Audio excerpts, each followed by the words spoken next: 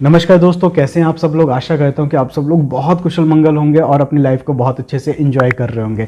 मैं सेल्समैन अपने इस यूट्यूब चैनल बी सेल्समैन में आप सबका फिर से स्वागत करता हूं। दोस्तों, मैं एक सेल्समैन हूं। शायद आप में से बहुत से लोग सेल्स डिपार्टमेंट में काम करते होंगे।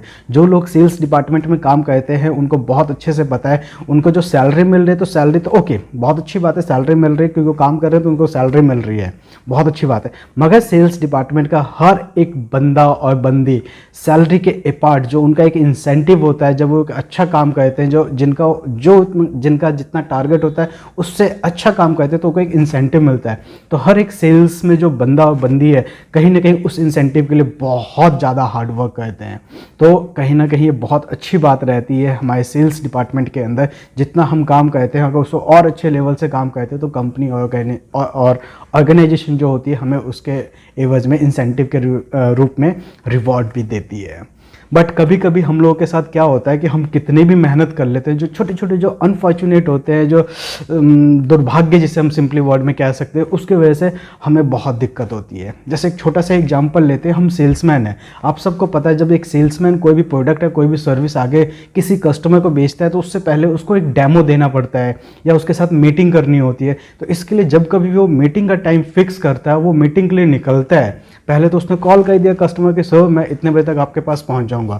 जब वो निकलता है, बस से जा रहा हो या कार से जा रहा हो या बाइक से जा रहा हो, कैसे भी जा रहा हो, तो बहुत सारा दिमाग खराब हो जाता है। क्यों?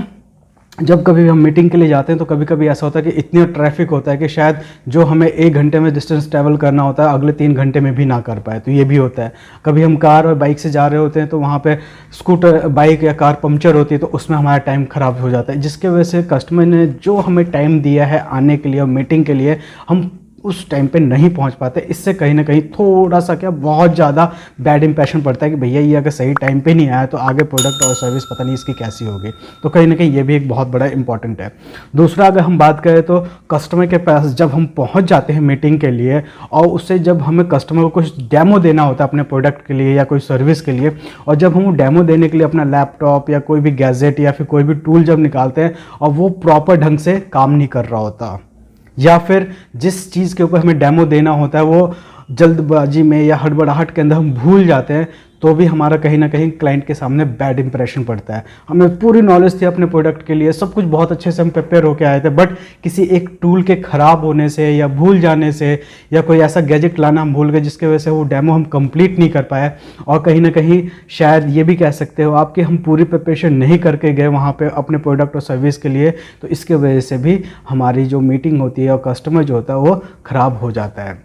कभी कभी ऐसा होता है, ऐसा भी होता है कि जब कभी हम क्लाइंट के पास एक कॉल करके जाते हैं कि सर मैं इतने बजे तक आपके पास आ जाऊंगा, क्या आप अवेलेबल होंगे? उस टाइम क्लाइंट बहुत अच्छे से बोल देता है कि हाँ मैं उस टाइम अवेलेबल रहूँगा। हम फुल प्रिपरेशन करके जाते हैं, सारे टूल्स लेके जाते हैं, एक प्रॉपर टाइम पे पहुँचते हैं, मगर सब कुछ मतलब बढ़िया से हम वहाँ पहुँच जाते हैं।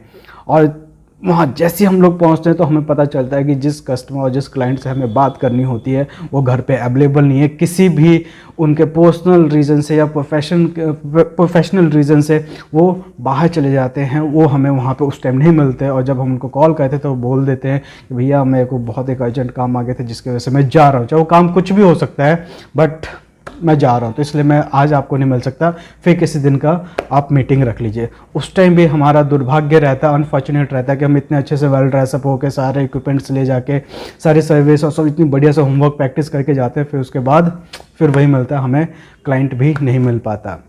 एक और ऐसा होता है कि बहुत बार कि हम कस्टमर को बहुत अच्छे से फॉलो करते हैं, बहुत अच्छे से फॉलोअप करते हैं। जैसे आज मैंने कॉल करके बोला सर हमारी कंपनी ये प्रोडक्ट और ये सर्विस देती है। उसने बोला ठीक है आपकी प्रोडक्ट और सर्विस मुझे बहुत अच्छी लगी, आप एक बार आके डेमो दे दो। आपने उसको जाके डेमो भी दे दिया।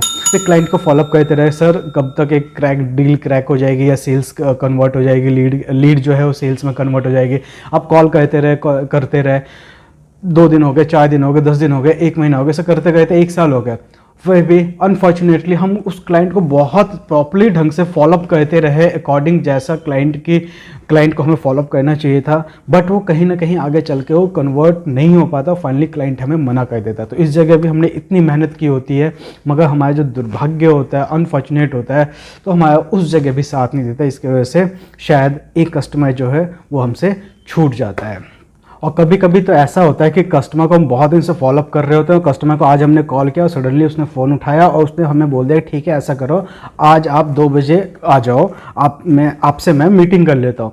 मगर अचानक हमें हार्ट अटैक आ जाता है, क्योंकि उसी टाइम जब उसने 2 बजे बुलाया होता है, हमें हमारा किसी और क्लाइंट के साथ ऑलरेडी मीटिंग फिक्स होता है। उस केस में हम कस्टमर को बहुत मनाने की कोशिश करते हैं कि ऐसा करो सर कि आज हमारी ऑलरेडी एक 2 बजे मीटिंग है, तो आप ऐसा करो 4 बजे का या फिर 12 बजे का रख लो, जिससे कि मैं एक एग्जैक्ट टाइम पे आपके पास में पहुंच सकूं, जिससे कि आपका भी टाइम ख़राब ना हो, मेरा भी टाइम ख़राब ना हो। तो उस टाइम क्लाइंट शायद कभी कभी थोड़ा सा अंदर अंदर भड़क जाता है कि मैंने इसको 2 बजे का टाइम दिया और ये आ नहीं रहा, तो ऐसा करो ठीक है आप अगले हफ्ते आना या अगले महीने आना, इस तरह से भी क्लाइंट बोल देते हैं, जिससे कि हम इतना फॉलो करके इतनी मुश्किल से उनको मीटिंग के लिए मनाते हैं और फाइनली क्लाइंट मान भी जाता है। मगर अब क्या कर सकते हैं, इस क्लाइंट को भी नहीं छोड़ सकते, इस क्लाइंट को भी नहीं छोड़ सकते, किसी एक क्लाइंट को कॉल करके फिर बोलना पड़ता है। मगर कहीं ना कहीं वो जो क्लाइंट होता है उसको भी थोड़ा अजीब सा लगता है, तो कहीं ना कहीं ये भी हमारे साथ थोड़ा सा अनफॉर्चुनेट होता है कि एक ही टाइम पे 2-2 3-3 मीटिंग आ जाती है, उसे मैनेज करना भी बहुत मुश्किल हो जाता है।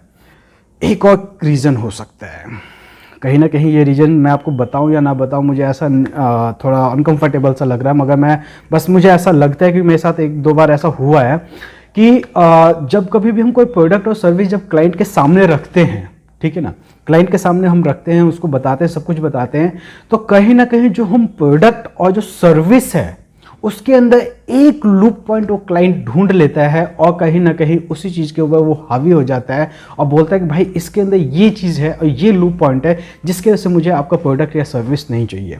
ये भी एक रीज़न हो सकता है, क्योंकि ये कंपल्सरी नहीं है कि जिस प्रोडक्ट और सर्विस के लिए हम काम करते हैं, हम सेल्स का काम करते हैं, वो बिल्कुल एग्जैक्ट हो। कुछ ना कुछ कमी हो सकती है। बहुत बड़ी मार्केट है, जो आप प्रोडक्ट और सर्विस आगे आप दे रहे हो, शायद ऐसा भी तो हो सकता है जो दूसरी कंपनी है उससे थोड़ा सा एडवांस हो। तो यहाँ पे आपका अनफॉर्चुनेट है कि वो क्लाइंट उस एक लूप पॉइंट की वजह से कहीं ना कहीं वो कन्वर्ट नहीं हो पाया। तो ऐसे बहुत सारे पॉइंट हैं जो कहीं ना कहीं हम सेल्समैन और सेल्स एग्जीक्यूटिव को आगे चल के छोटे छोटे अनफॉर्चुनेट के वजह से वो जो हमारी लीड होती है, वो जो हमारा क्लाइंट होता है, वो हमसे छूट जाता है। और मुझे ऐसा लगता है कि मेरे साथ तो वैसे बहुत बार हुआ है। कहीं ना कहीं ये एक प्रोसेस है हमारे सेल्स का कि एक क्लाइंट जाएगा, दूसरा क्लाइंट आएगा, एक क्लाइंट शायद नहीं बनेगा, दूसरा क्लाइंट हमारा कन्वर्जन आ जाएगा। ये तो प्रोसेस है, बट फिर भी कहीं ना कहीं जब हम इतनी मेहनत करते हैं तो हमें तकलीफ होती है, दिल दुखता है कि यार एक क्लाइंट छूट गया। शायद आपके साथ भी ऐसा हुआ, तो प्लीज़ कमेंट में ज़रूर आप मुझे बताना कि कभी आपके साथ ऐसा इवेंट हुआ कुछ ऐसा हुआ हो जिससे कि जो आपने इतनी मेहनत की उस क्लाइंट के ऊपर और आपसे छूट गया हो। तो आई होप सो कि आपको अच्छा लगा हो वीडियो, और जो हमने एक जनरल डिस्कशन आपस में किया आपको अच्छा लगा हो। मैं ऐसे और भी वीडियो डालता रहूँगा अब सेल्स के ऊपर, आप ज़रूर इसको देखना। और कहीं ना कहीं आप जो बिगनर है उनको भी एक बहुत अच्छा एक्सपीरियंस मिलेगा, और जिनको एक्सपीरियंस है ना उनको मज़ा आएगा सुन के कि हाँ भाई मेरे साथ हुआ है ना, इसके साथ भी हुआ, वाह मज़ा आ गया। तो ऐसी बहुत सारी इंटरेस्टिंग बातें हम इन वीडियो में करते रहेंगे। तो चलिए आज के लिए इतना ही। Thank you very much, bye.